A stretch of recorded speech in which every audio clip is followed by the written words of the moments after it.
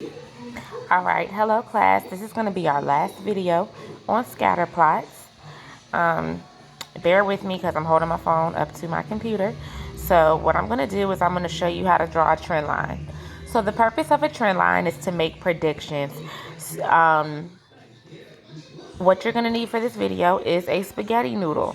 So right here I have a spaghetti noodle that I just got from my kitchen.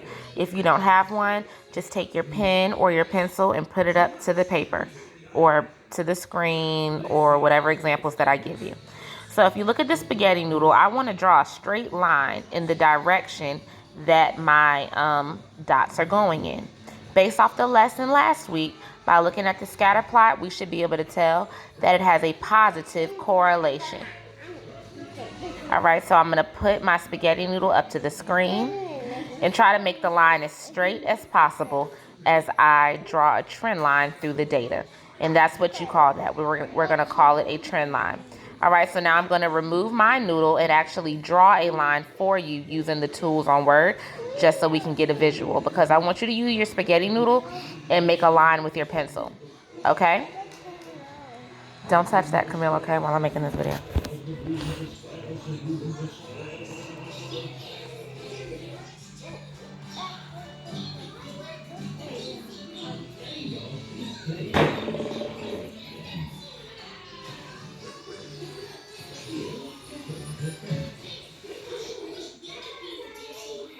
All right, so that would be my trend line through the data. Let me change my color and try to make it thicker so we can see it.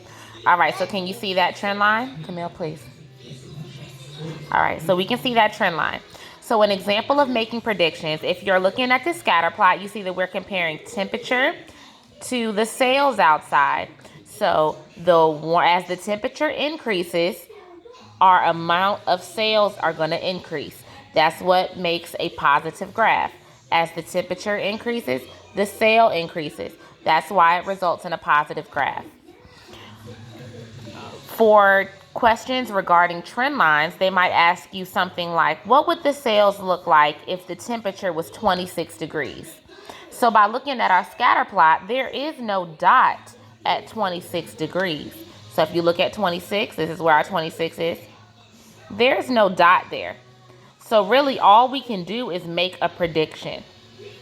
So what we're going to do is we're going to make a prediction. Because we've made a trend line, we now have a line going through a point of reference. So as I'm looking at 26, I'm going to go up to my trend line that I drew myself. The trend line won't be there for you.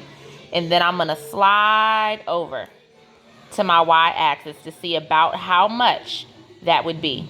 And if I was to make a prediction, I would assume that if it's 26 degrees outside, I would probably sell about $650 worth of merchandise. Okay? Because it's in between the 6 and the 7. Hopefully you understand what I'm referring to. So when we're asking you to make a prediction, a lot of times the scatter plot will not have a line going through it. And since it does not have a line going through it, you want to draw one. You have to draw a trend line in order to make a prediction. Once you draw that trend line, you want to look to see what I'm specifically asking for. If it were 26 degrees outside, about how many sales would I make? Go up to your line, then go over to see. It's right in between the 600 and the 700, so I would assume about $650 worth of sales. Okay, so that was just going to be my first example of a trend line. So let's scroll down to example number 2. So it says weight by height. So it's saying as your height increases, your weight will also increase. So that's going to result in a positive graph. Don't forget to take your spaghetti noodle and try to hold it up to your graph in the best way possible to make a straight line. All right, so you kind of want it to go right through the middle of that data, right through the center. We're not connecting the dots. Your line doesn't have to even touch any dots. It just needs to go through the center of the data to the best of your ability in order to make a proper trend line. Okay, so I'm going to make one with my writing tool on Word. Because you're at home, I want you to just draw a line on your paper to make it easier. All right, let me see what I can do.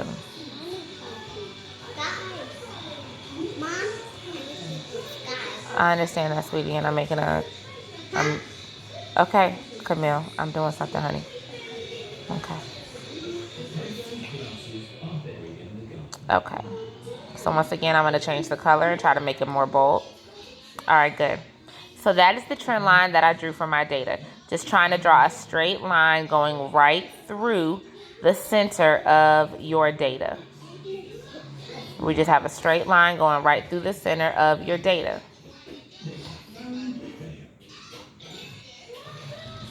You kind of want it to be, half your points at the top, the other half at the bottom. It should kind of be an equal number of points at the top and at the bottom. I'm not saying go out of your way and count them because that can be a bit extensive. But, just try to get to the center as close as you can because we're just making a prediction. It's not going to be exact. It will not be an exact number. It's just a prediction. So, for example, your question might be worded, if my height is 55 inches, approximately how much would I weigh? If my height was 55 inches, approximately how much would I weigh?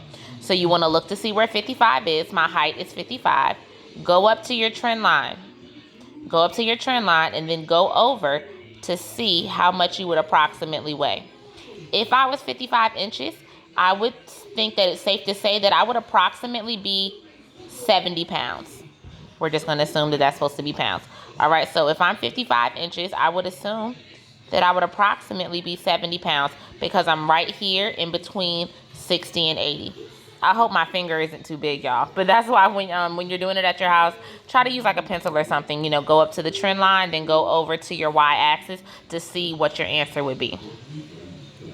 So I'm going to give you all one last example. Trend lines are not that hard, but sometimes making the prediction can be hard. So now we have self-esteem and depression. So it's basically saying the more depressed you are, the lower your self-esteem is going to be. All right, so one thing is increasing. As your depression increases, your self-esteem is going to decrease. And we know that our self-esteem is how we feel about ourselves. So when one thing increases and one thing decreases, it results in a negative graph. So this is going to be a negative scatter plot. So I'm going to hold my, excuse me if I'm moving my phone, y'all. I'm holding it in my hand. I'm going to hold my spaghetti noodle up to my scatter plot and turn it however you need to turn it to make sure that you make a straight line. I just want to reiterate that we are not connecting the dots. We're not doing anything like that. We're just trying to make a solid line going right through the middle of that data. So I took my spaghetti noodle, I placed it on my scatter plot to the best of my ability, and then I would take a pencil and draw a straight line using the spaghetti noodle as an edge to make your line straight. Don't try to freehand it because that's when you can result in the wrong answer because you don't have a steady hand. Okay, so I'm going to remove my spaghetti noodle and I'm going to use the writing tool on my Word document.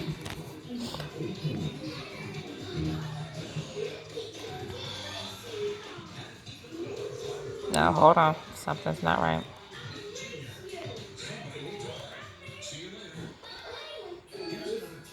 Okay.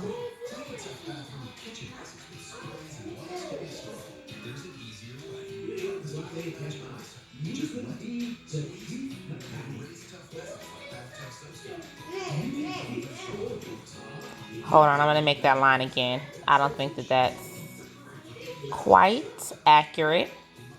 And keep in mind, you can do that yourself. If you're making a trend line and then you feel like, oh, hold on, that's not as accurate as it needs to be, go ahead and erase it and do it again. Erase it and do it again. We all, sometimes it'll take you a couple tries to kind of get it perfect and to get it exactly where you want it. All right, so that looks good. That looks better. All right, so I made a bold for us. So if I am depressed at a level of 30, if I'm depressed at a level of 30, what would be my level or my measurement of self-esteem? So once again, you want to look to see what they're asking for. If I'm depressed at a level of 30, so go to 30 and go up to your trend line. About how much self-esteem would I have? So if we're going to measure our self-esteem, we're going to go over to our y-axis. And it's honestly a little bit above 40. I know my finger is in the way, but it's just a little bit above 40. So I would say I would choose an answer that was in between 42 to 45. You'll usually know by looking at your answer choices. Okay, this is an approximation. It's not exact. So if I go up to my graph, if I'm depressed at a level of 30, I'm going to go over up to my line. Then I'm going to slide on over to my y-axis. And I would say about 42 to 45. And usually by looking at your answer choices, you're able to get a pretty accurate, answer. You can tell which one is going to be correct. So based off the 3 examples that I gave you, it should be hopefully enough information in order for you to complete, the quizzes activity that we are going to do this week. I really want you to try to complete that quizzes by Wednesday when we have our next Zoom meeting, because then we're going to learn another lesson. So I know things are going by fast, class, and I know that we're all kind of hanging in there. We're learning online. Y'all have been doing a great job. I want you all to keep up the good work, and I expect to see you all at the Zoom meeting on Wednesday at 12. Thank you, and y'all have a good night.